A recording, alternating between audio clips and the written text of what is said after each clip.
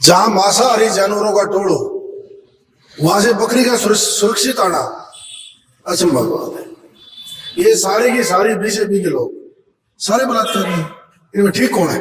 ये बड़ा बागी बयान है। हो जाए तो मुझे कोई दिक्कत नहीं। इनके जो आका बैठे हैं वो जीबी रोड की वेश्याओं जैसी दादी जैसा इनका प्रभाव है।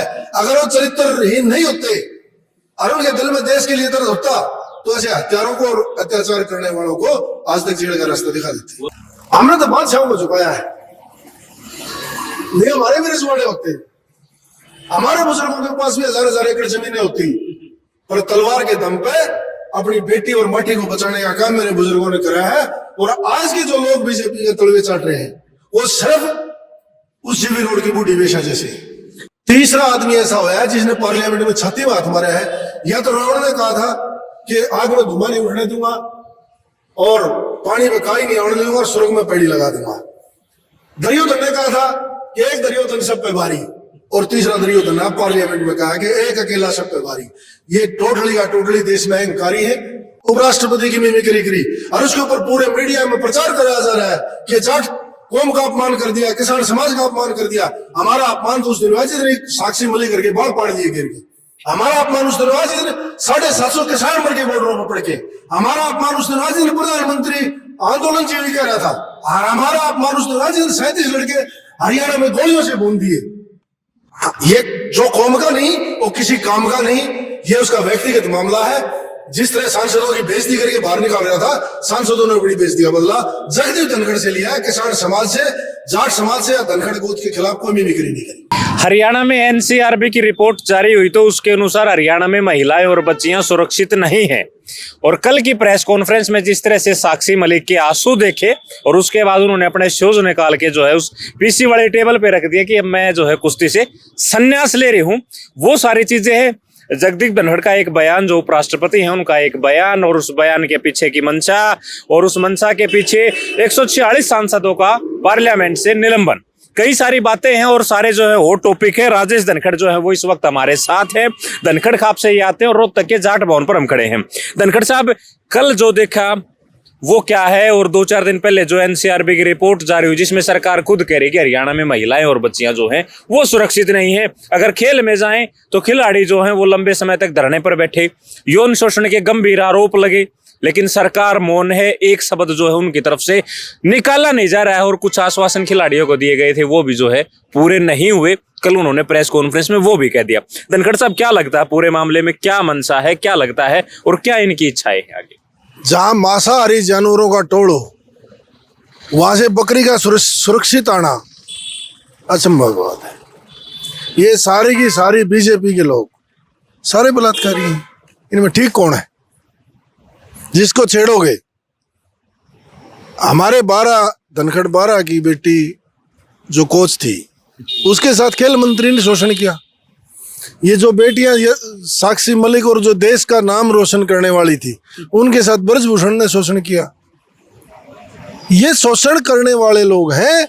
जो इन जैसे किस्म के लोग हैं उनको तो ये मेडल देके सम्मानित करें, उनको तो ये मेडल देते हैं।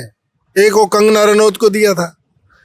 क्या इस देश के लिए कंगना रनौत ने ज्यादा काम किया या साक्षी मलिक ने ज्यादा काम किया? मैं तो आप मीडिया वालों से एक बात पूछूं कि इस देश के लिए जरूरी कंगना रनौत है या साक्षी मलिक है?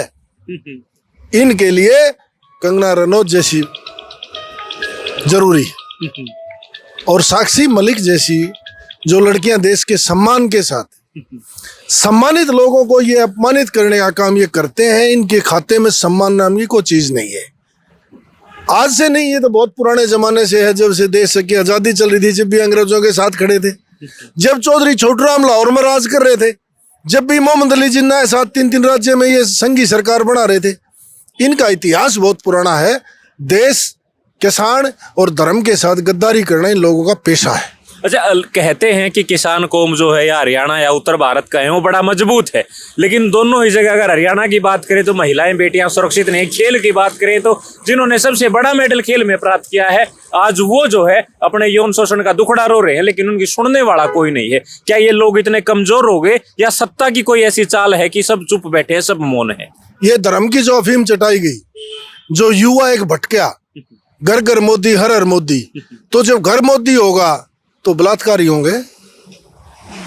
जब घर घर मोदी का नारा लगेगा तो बेटियों का बलात्कार ही होगा।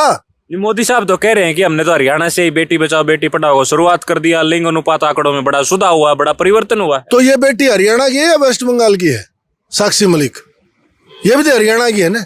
जब हरियाणा की बेटी वर्ल्ड में नाम करने वाली वो यौन शोषण के मामले में रो के जूते मेज पर रख के जा रही है, ऐसे आदमियों का क्या है?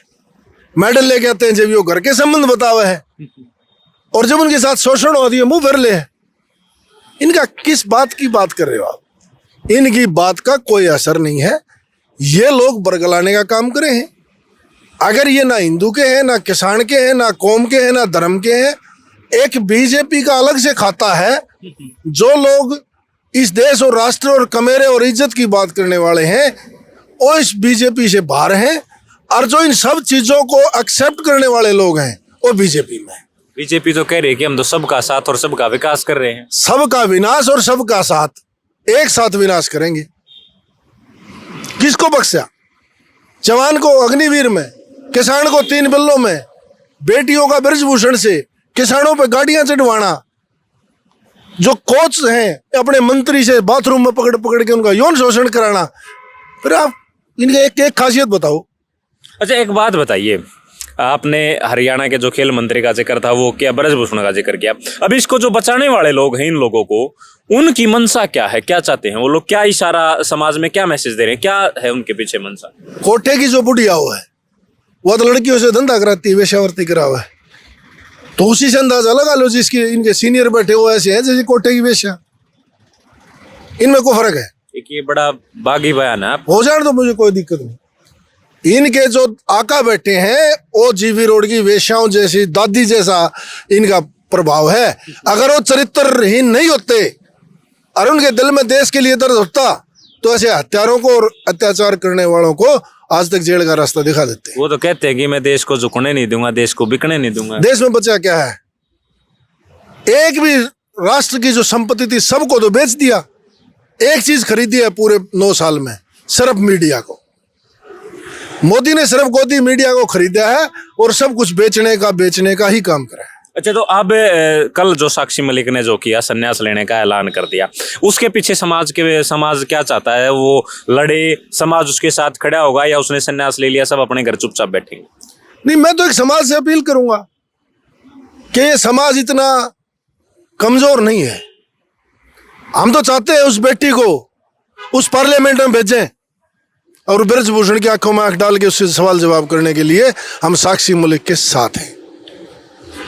इतिहास में कई जगह लिखा है ये कौम बड़ी मजबूत है, और इस कौम का इतिहास में कई किस्से ऐसे हैं जो दर्ज हैं। लेकिन आज ये कौम इतनी कमजोर कैसे होगी कि एक बेटी जो आंसुएं बहा रही है और अपने जूते जो है मेज के ऊपर रख के चलेगी, और वो कौम आज चुप है। 40 दिन का इन्होंने लंबा दिल्ली के अंदर प्रदर्शन हुआ, जगह जगह पंचायतें हुई, महापंचायतें हुई, और बड़े बड़े किसान नेताओं ने आर पार के ऐलान भी किए। लेकिन आज सारी चीजें जो है वो जहां थी वही है, और आज वो आंसुआ निकाल रही है। उसके पीछे क्या है, वो क्या लगता है? इसकी मैं आपको एक कहावत बताऊं। हारा नहीं जाट रण में तीर तोप तलवारों से, हारा है जाट जब भी अपने घर के गद्दारों से।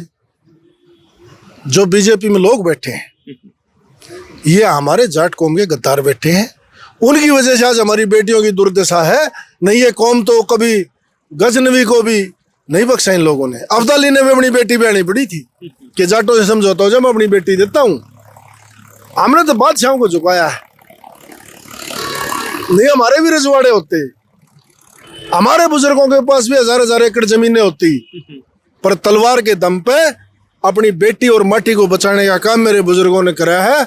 और आज के जो लोग बीजेपी के तलवे चाट रहे हैं वो सिर्फ उस जीवी रोड की बूढ़ी वेश्या जैसे।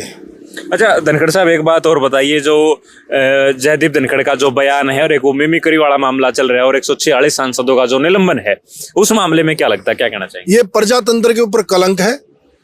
ये अंग्रेजों के दलाल, अंग्रेजों की परिपाटी पे चल रहे हैं। इस देश में तीसरा आदमी ऐसा होया है जिसने पार्लियामेंट में छाती में हाथ मारा है।